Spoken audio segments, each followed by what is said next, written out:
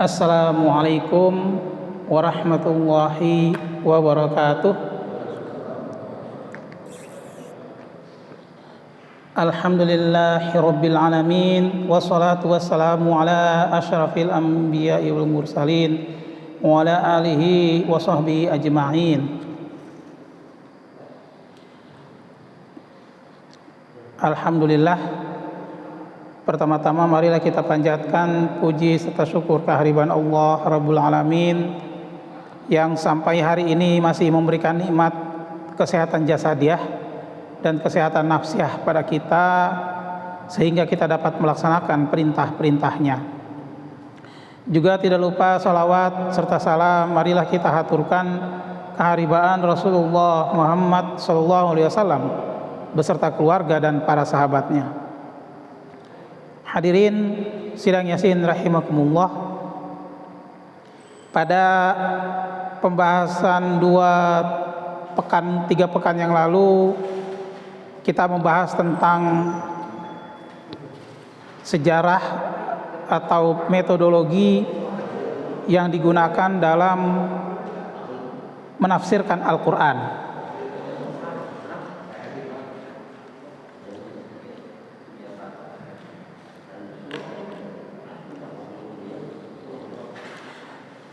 Sehingga yang bisa disimpulkan dalam pembahasan yang lalu adalah bahwa menafsirkan Al-Quran bukanlah tidak bisa dilakukan oleh sembarang orang. Yang berhak menafsirkan Al-Quran adalah seorang ahli tafsir Al-Quran.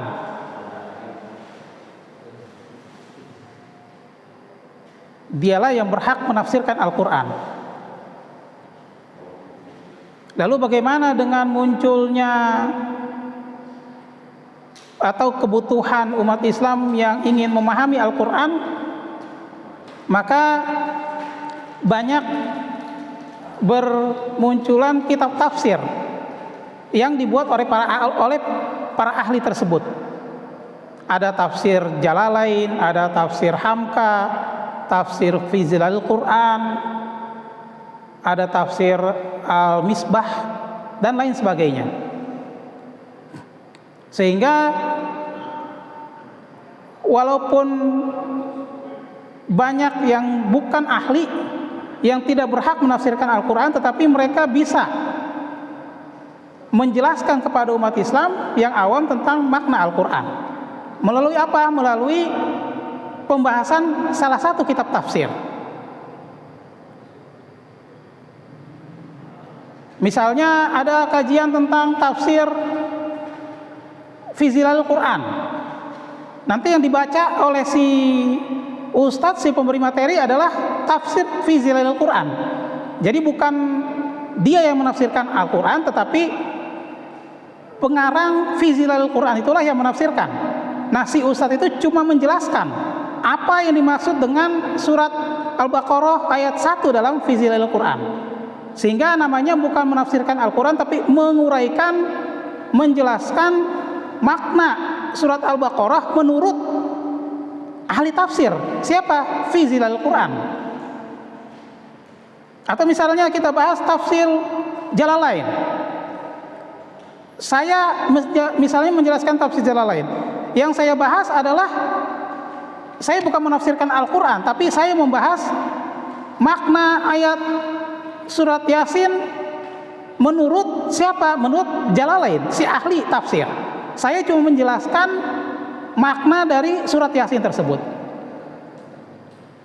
Sehingga artinya saya bukan menafsirkan Al-Quran, tetapi menjelaskan apa yang dimaksud dengan berbagai ayat di dalam Al-Quran itu menurut ahli. Ahlinya yang mana? Yang sudah membuat kitab tafsir tersebut. Sama halnya dengan pembahasan yang berikutnya, kita membahas tafsir surat Yasin. Artinya bukan saya yang menafsirkan, tetapi saya menjelaskan makna surat Yasin menurut beberapa ahli tafsir. Jadi cuma mengkodifikasi. Itu adalah yang perlu dipahami, yang membedakan antara menafsirkan Al-Quran dengan menjelaskan kitab tafsir. Begitu juga dengan dalam menafsirkan Al-Quran, si ahli tafsir tersebut seperti yang dibahas di beberapa waktu lalu, bahwa mereka akan menafsirkan sesuai dengan latar belakang mereka. Ada yang memiliki latar belakang tasawuf, maka muncullah kitab tafsir yang berlatar belakang tasawuf. Ada yang berlatar belakang kebudayaan, fikih, maka muncullah kitab tafsir yang bernuansa kebudayaan dan fikih. Ada yang berlatar belakang harokah atau gerakan, maka muncullah kitab tafsir yang bernuansa gerakan. Misalnya saja kitab tafsir Fi Zilal Quran, karena yang mengarangnya itu adalah seorang yang melakukan gerakan untuk menegakkan Islam di daerah, di suatu negara tertentu, maka bahasan-bahasan tafsirnya bernuansa dengan gerakan Islam. Beda lagi dengan kitab tafsir yang dibuat oleh ahli tafsir yang lain, yang latar belakang tasawuf. Nanti mereka memiliki tafsir yang mereka buat nuansanya nuansa tasawuf. Nah, karena sedemikian banyaknya latar belakang tafsir, sehingga umat Islam untuk memahami Islam, memahami Al-Quran sebaik mungkin, maka tidak cukup hanya membaca satu kitab tafsir. Perlu melakukan perbandingan, perlu membaca kitab tafsir yang lain, agar pemahaman kita tentang makna tafsir ayat-ayat di dalam Al-Quran tersebut menjadi lebih sempurna. Karena kalau kita baca kitab tafsir yang berlatar belakang gerakan Islam,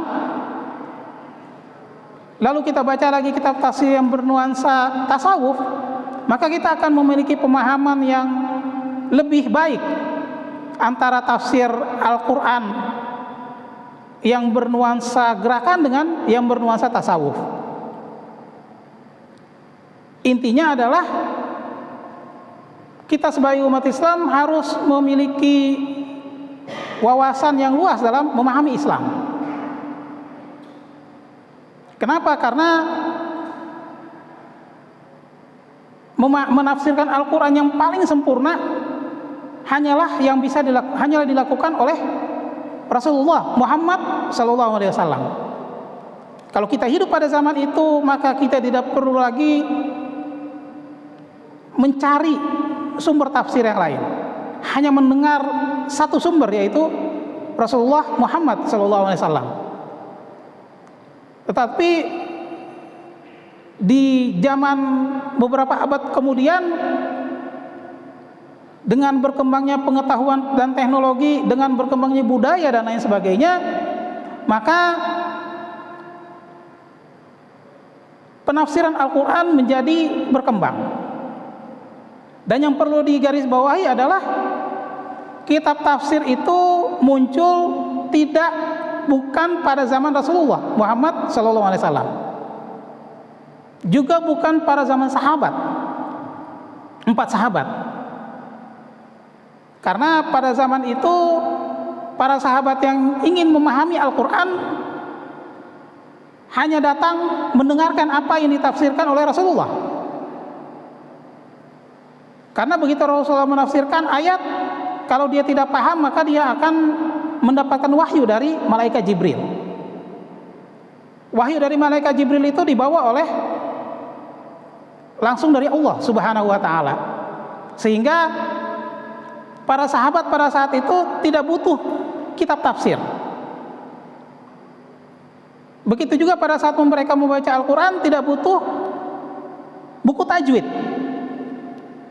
Karena tajwid itu juga muncul sekian abad setelah para sahabat. Mereka pada saat membaca Al-Quran juga langsung mendengarkan dari Rasulullah atau dari sahabat yang dipercaya Rasulullah, bacaannya seperti apa, mereka ulangi, dan kalau dikatakan betul ya sudah.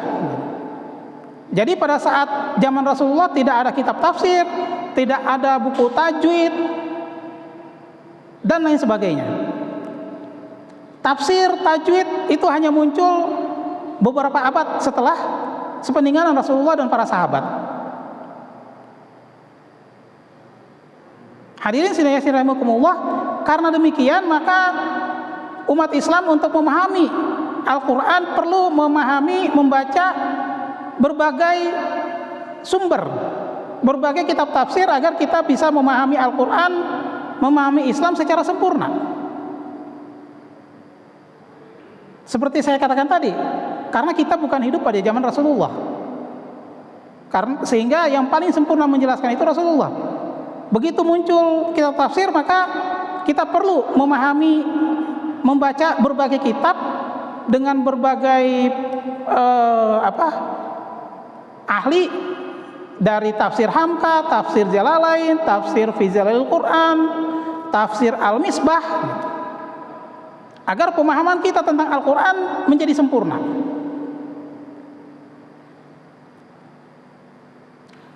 Demikian juga dengan memahami berbagai materi keislaman, baik itu tafsir, fikih, sejarah, tauhid, juga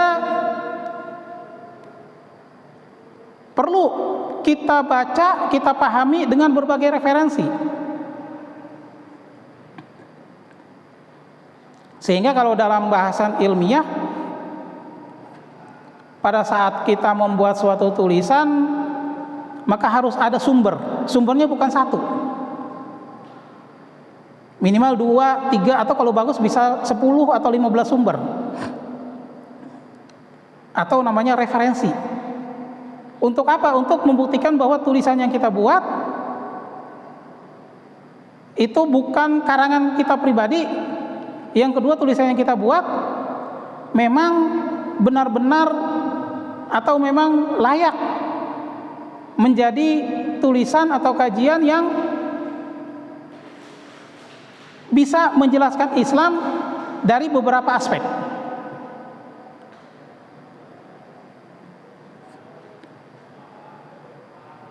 Sehingga kalau bicara di bidang akademis, misalnya anak-anak SMK saja, SMA misalnya, kalau mereka akhir sekolah ya, kelas 3, mereka membuat karya tulis SMK itu.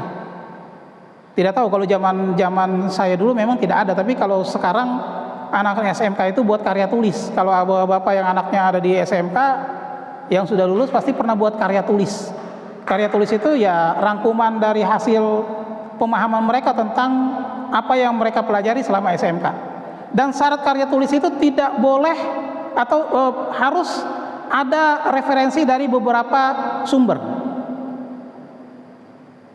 Tidak boleh satu buku. Walaupun misalnya saya sebagai pembimbing karya tulis, saya bikin buku, tapi tidak boleh karya tulis itu bersumber dari buku saya saja. Itu namanya kalau istilah dalam dunia pendidikan jago kandang.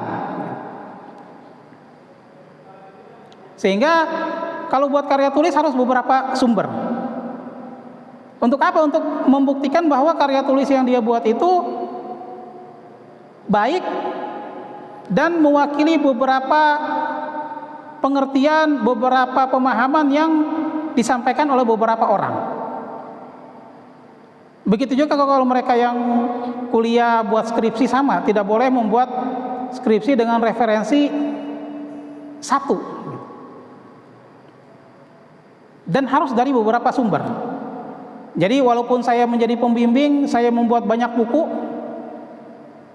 saya buat buku tentang ilmu komputer itu sampai 20 buku, 20 judul buku dengan berbagai bidang dengan berbagai mata kuliah yang berbeda.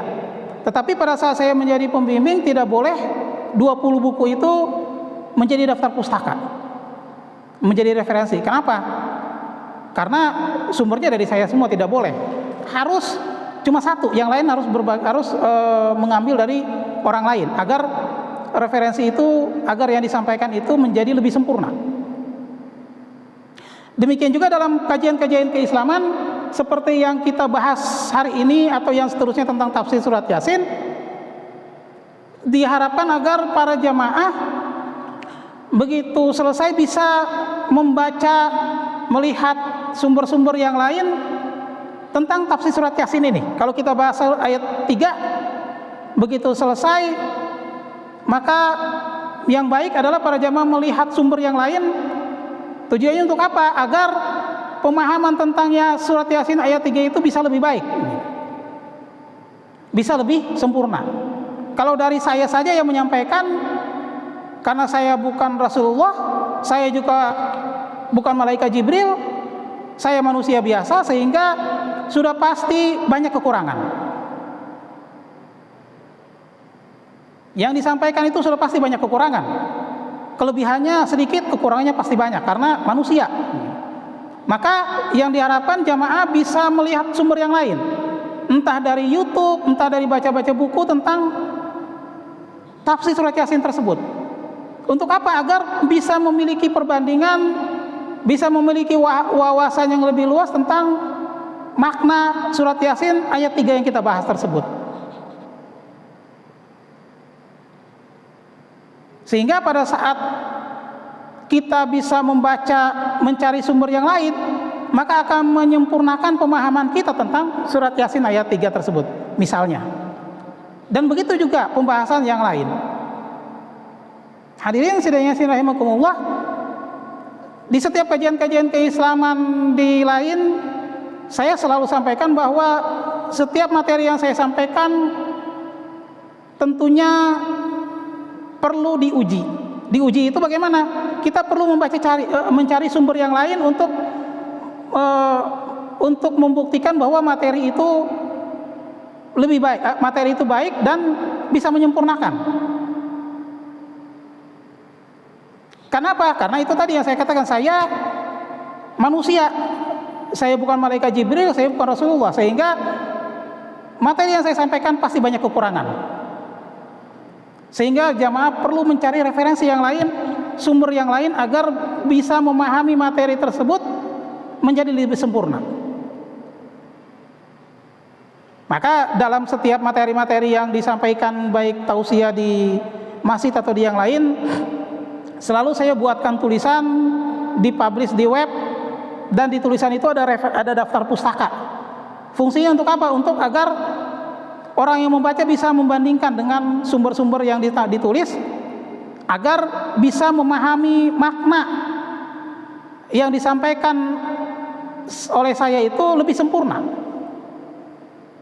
Pada saat saya berbicara akidah, maka yang saya sampaikan itu adalah menurut pemahaman saya dan menurut latar belakang yang saya pahami tentang akidah tauhid, juga menurut beberapa buku yang saya baca. Sehingga pada saat selesai, maka jamaah tersebut perlu membaca buku yang lain, apakah yang saya sampaikan itu sudah lengkap atau belum. Bisa saja ada kekurangannya.